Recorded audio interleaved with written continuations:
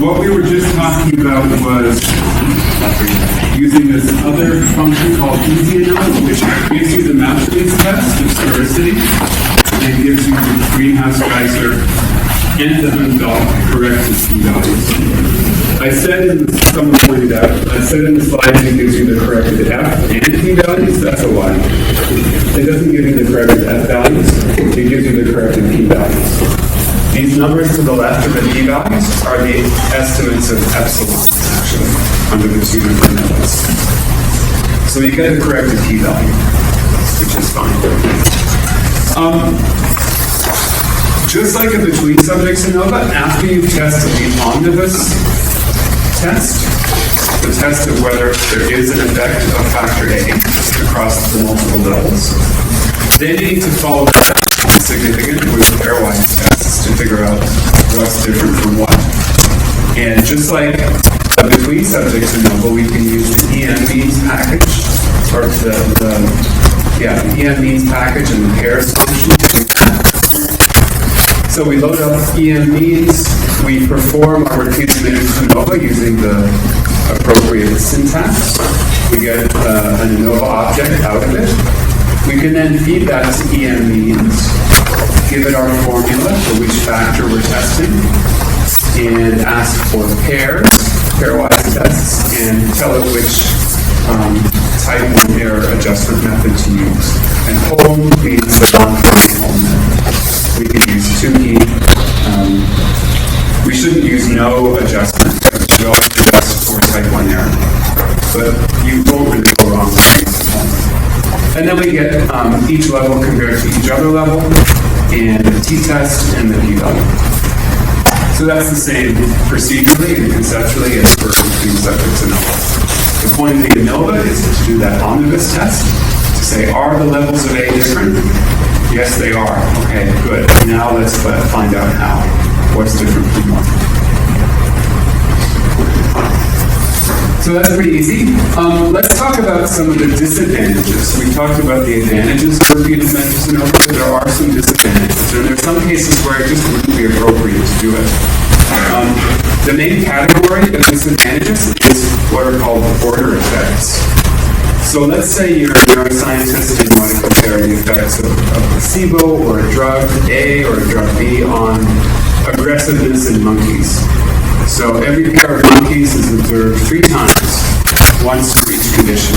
So you get pairs of monkeys and you give them placebo and measure their aggressiveness. Then you give them drug A and you measure their aggressiveness. Then you give them drug B and you measure their aggressiveness. Same monkeys, so it's the repeated measures design. You get all the advantages of the increased statistical power. But how should we design that study? You could give them placebo on day 1, then on day 2 you could test drug A, and then on day 3 you could test drug B. But that would be a bad idea if that was the entire design, because you would be confounding the drug effects with a potential effect of time. If you take 2 monkeys and you put them together, and then you do it again on day 2, and then you do it again on day 3, maybe regardless of what drug you give them, they just become less aggressive because they become more familiar with each other. That certainly might be the case. And it wouldn't be due to the drug, it would just be due to the effect of time. So what could you do conceptually to try to either get around that or test for that? Any ideas? Yeah. Have some of the monkeys taken in this order and then some other ones in the opposite. That's the idea. You could take your whole list of pairs of monkeys and you could split it up. Some monkeys get placebo, then A, then B. Other monkeys get A, then B, then placebo. Other monkeys get B, then A, then placebo. You could vary the order in which you present these repeated measures. And at least then you'd be able to do a test of whether everything looks the same over time, regardless of what condition they were in, which would indicate an effect of time, or whether the drug itself had a particular effect. Exactly. So that's called counterbalancing, where you counterbalance the order of the conditions. Maybe placebo A, B, or placebo B, A, And you can use statistical tests then to see if the order of the conditions matter. If you, for example, have half of the monkeys do placebo A, B, and the other half do placebo B, A, then, this half versus that half, you could make that a between subjects or between monkeys factor, right? Now there's a factor called order with two levels, this order versus that order. And some of the variability in aggressiveness due to the order, you could actually test whether that's the case. If that test turned out not significant, then you would include, that doesn't matter what order they were tested in, they were the same. What if we had multiple levels? Not just A and B, but A, B, C, D, or even more. If we have 4 levels, then there's many possible counterbalancing orders we can test in principle. In fact, there's 24 of them. If we have A, B, C, D, there's 24 ways of arranging A, B, C, and D in different orders. So we wouldn't want to have 24 different counterbalancing groups. That would just be a overwhelmingly complicated experiment to run. And so there's a compromise called the Latin square design. And it's a way of choosing a subset of those counterbalancing orders in a kind of a principled way. And the idea is that every condition, every level, A, B, C, or D, every condition is presented exactly once in each row and column of this Latin square. So here's what it might look like. The columns code the participant, the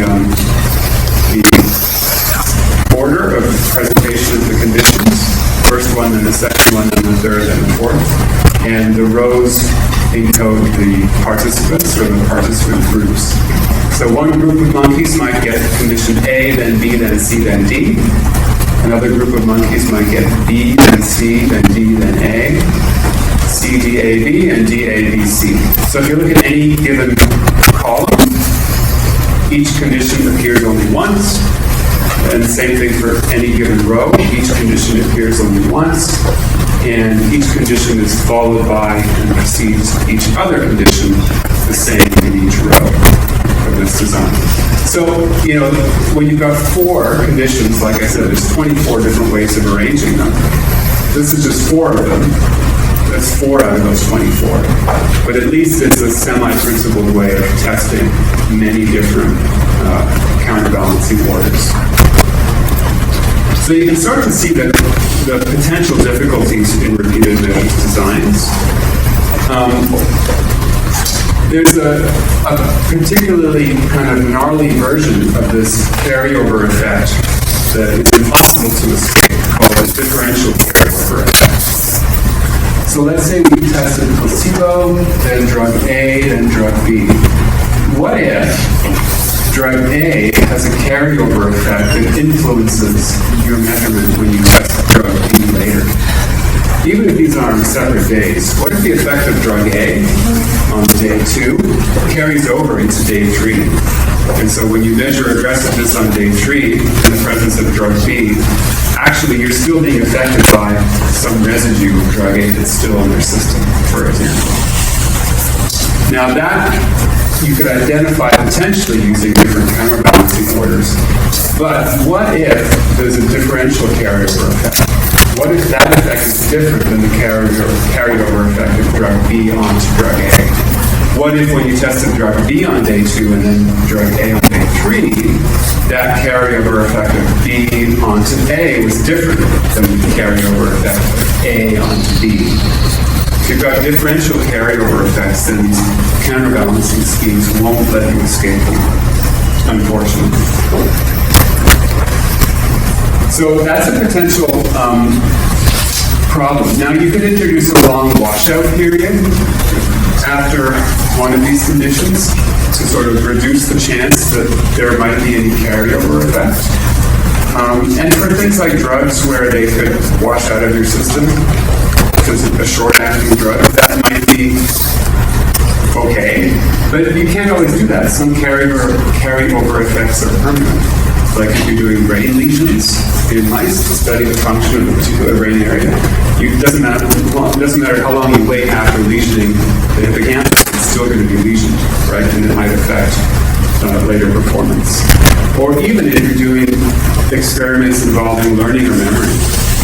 If you get human participants to memorize a list of words, it doesn't matter how long you wait, they learn them, right? Now, their performance might be better or worse if you wait a longer amount of time, but they've learned them, it's done, right? You can't sort of wash that out completely.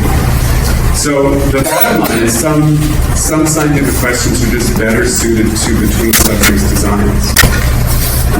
And so that's kind of one of the trade-offs, right? The repeated measures designs gives you these advantages for statistical power. You don't need as many participants. But if there are carryover effects, or especially differential carryover effects, then it's just not the right way to go. And you're going to have to bite the bullet and do it between subjects. Does that make sense? You probably heard some of that already in the methods course. Yeah, maybe. You did. Let's just quickly talk about where this might be headed later in your statistical education. So we learned about between subjects ANOVA, repeated measures ANOVA. We learned about ANCOVA, analysis of covariance. Like we talked about earlier today, there's this ANOVA called a mixed ANOVA, where it's some combination of between subjects factors and repeated measures factors. That's sometimes called a split plot ANOVA. You might come across that phrase in a textbook. It's called this. Does anyone know why it's called split plot, by the way? It's kind of a historical thing. It's because some of these ANOVA methods were invented by statisticians who were trying to do data analysis in the context of farming, where you literally had a plot of land and you split it, and you planted some seeds in this part of the land and some other seeds in another part of the land, and you watered this half of the plot more than you watered that half of the plot, and you tried to see which would grow corn better, that kind of thing. That's why it's called split plot. But the basic idea in a mixed or split plot ANOVA is one factor might be repeated measures like time, and the other factor that it's fully crossed with is between subjects, and that might be drug, or it might be sex.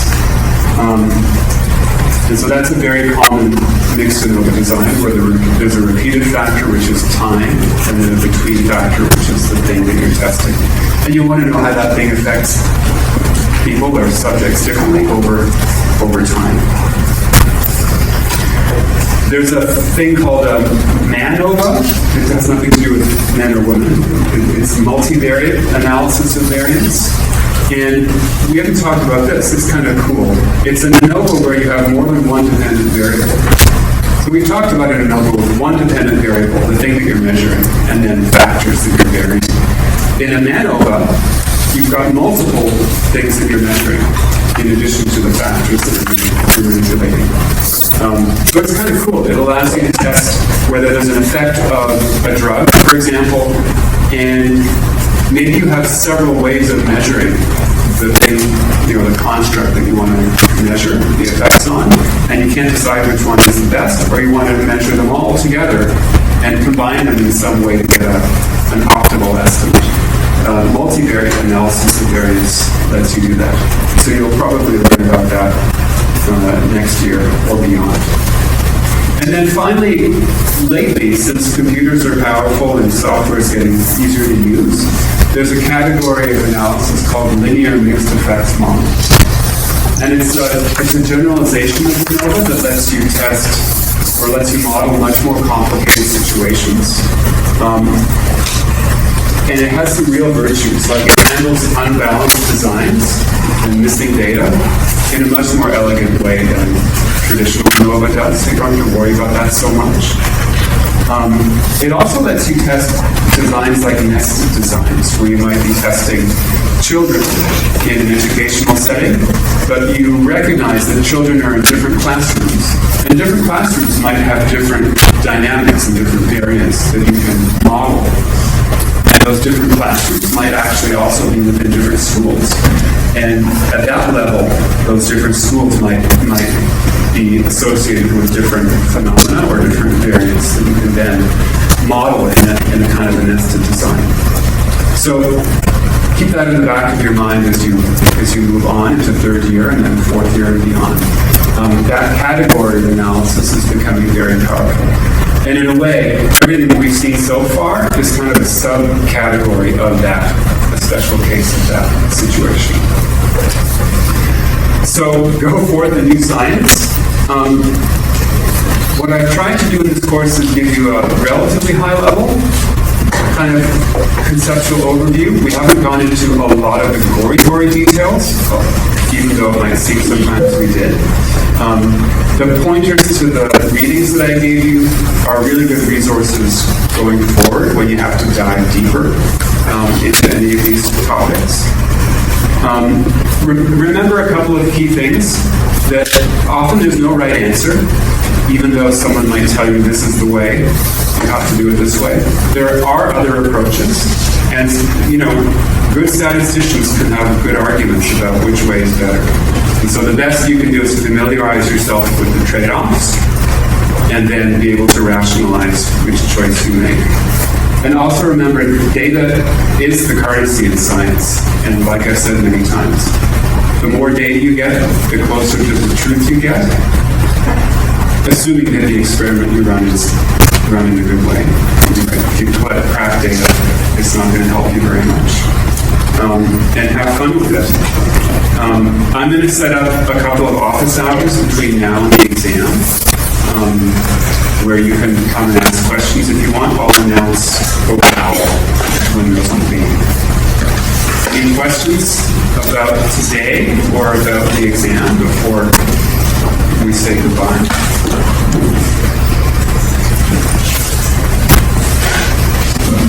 If you do, just come up afterwards or send me an email or come to the office hours. Otherwise, don't worry about this exam. You're going to be okay. It's all in there. Doing a review is going to help, but trust your brain.